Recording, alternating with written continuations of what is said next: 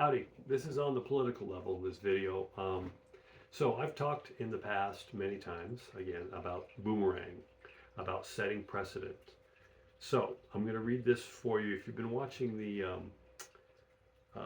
budget stuff with the CR and the budget this last week, it's like insane. Everyone's pointing fingers at each other and wondering what's going on. But the thing that you have to keep in mind with the big picture here, when it comes to everything, even with Congress and the Senate and all that, that we have to completely break things the way things were. I've said this before too.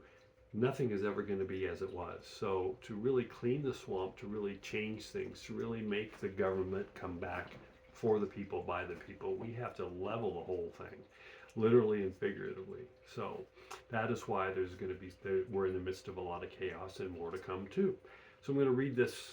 This is a Twitter from a guy named Owen Gregorian that sort of talks a little bit about what I'm going to talk more about. Trump can fire anybody he wants, thanks to Sean Spicer, Paul Bedard, Washington Examiner. And they're talking specifically about when he comes in, firing like any appointees by Biden, what have you. So I'm going to go back to reading. President-elect Donald Trump is arriving at the White House armed with a legal weapon that will let him fire any of President Joe Biden's appointees. Thanks in part to a court fight, former Trump White spokesman Sean Spicer lost over his firing by Biden from a 3-year term to the Board of Visitors to the United States Naval Academy. The incoming president will have the legal backing to dump any of Biden's over 4,000 appointments who try to stick around. And the best part, Spicer told Secrets, they'll have no one to blame but Biden himself. The case dates to September 8, 2021, when Biden began to fire Trump allies from the visitor boards at the academies of the Navy, the Air Force, and the Army. Spicer and others, including Russ Vought, just picked by Trump to head the Office of Management and Budget, and former Trump counselor Kellyanne Conway were unceremoniously dumped despite several of them having time left on their 3-year terms. Spicer and Vought sued, saying that unlike White House staff or others appointed by a prior president, they couldn't be fired because of their congressionally mandated terms. They lost, however, when a judge essentially ruled that the president could fire any presidential appointee, whether they had terms or not. A further effort failed too. Spicer said that is exactly what he hoped the courts would do because he wanted to help a future Trump presidency fire Biden's picks without having its hands tied. What no one ever understood was this was not about actually getting back on the board, because my term had been expired for months. It was forcing them to argue in the affirmative that they had the ultimate authority to fire anybody at any time, which they did. And the court accepted that. So the Biden administration is now on record in the court, and the court agreed that the president has absolute authority to fire anyone he wants, Spicer said in an interview. This is what many of people like myself have been talking about for a few years now, precedent set. Call MAGA whatever you want, but the MAGA movement, President Trump's cabinet, everything is done by the rule of law. They insist on everything done by the rule of law, not breaking things. No matter what you hear or say, it's done by the rule of law. And precedent set being, for instance, I've talked about this before. Remember all the year, 2 years that they went after Trump and his taxes to show his income taxes. They wanted to get it, they wanted to get it, they wanted to get it. They sued him, he finally relinquished it. It was a nothing burger, they saw nothing. But now, the rule and law is in place to have any sitting president or any other politician's taxes revealed. So this is really like 5D chess. This is being able to see dozens of steps down ahead to be able to come. Nothing is, as I've said, nothing is ever as it seems. So the boomerang is going to start to come back. The precedent set, this Sean Spicer thing and being able to fire cabinet members from a previous administration was a precedent set 4 or 5 years ago. There are so many other precedents being set, so keep an eye on how this is all working and what's going on. They can never come back and say, oh, you did this illegally. These precedents on so many levels are being set. Now, looking at the budget, the omnibus bill that was tried to be paid.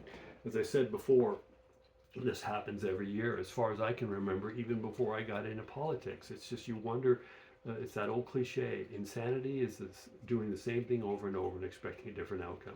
They have this omnibus bill that comes in right before the holidays. They stick it on the politicians' desks, 1,000 pages, 1,500 pages, and in that omnibus bill to keep the government running is where all the senators and Congress people from all sides stuff in their pork. Building a music building in a certain town. They, uh, but nobody ever has a chance to read it. And this is how the corruption has gone on all sides. And so they're forced to, and they come up with, we can't do the debt ceiling, we can't increase the debt ceiling, and we've got to make this pass, and they make it panic, panic, panic, panic, and the public kind of, oh, here we go again, and they pass it at the last minute, and those trillions of dollars go unaccounted for into pork and into special interests from the politicians coming in. That has to end. That can't keep going over and over and over. So if you've been watching, it's gone. It just got passed. Today is Saturday, so Friday night. Friday they came in with the omnibus bill, CR bill number 3 or C, ABC, that Speaker Johnson had with the approval of President Trump and the Republican Party, and it passed the House and it passed the Senate at the last minute. So the government is being funded, number one, but also it cut the 1,500 pages of garbage into, I think it was 15 to 25 pages, which is, going to be, there's money in there for disaster relief and for other really legitimate causes, but no longer all this money that goes out into special interest groups that we, the people, are paying. This is the kind of thing I've talked about over and over. This stuff has to end for all sides. We're being bled dry, our money, for all this sort of shit. So these shenanigans have to stop, and they are stopping. We're watching it in real time, and it's fantastic. This is historic. And another, I'm going to read something here by Natalie Winters on Skype. Had President Trump not intervened, one of the most bloated American last CRs would have passed. Instead, we got the shortest CR in our country's entire history. Take that, swamp. So the swamp is being drained, all sides. Okay? And this is a good thing for us, because this is how you start to rein in the budgets. This is how you start to rein in the money. This is how where our money that we pay for goes to things for us and not scattered overseas for everything.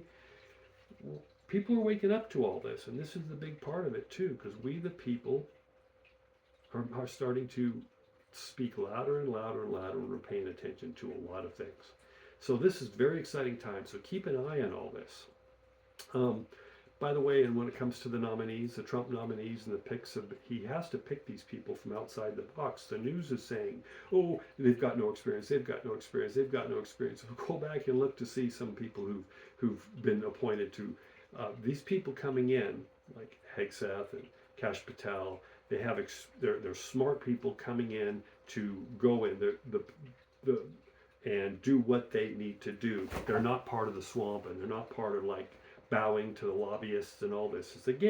Is outside the box, is having to completely restart things. So this is good. And by the way, people, they accuse Trump of being a misogynist or racist and stuff. His cabinet is about as diverse as you get. You've got gay people, Richard Grenell, who is a badass. You got a couple Indian, Kash Patel and Vivek, and you've got the first woman in history appointed as the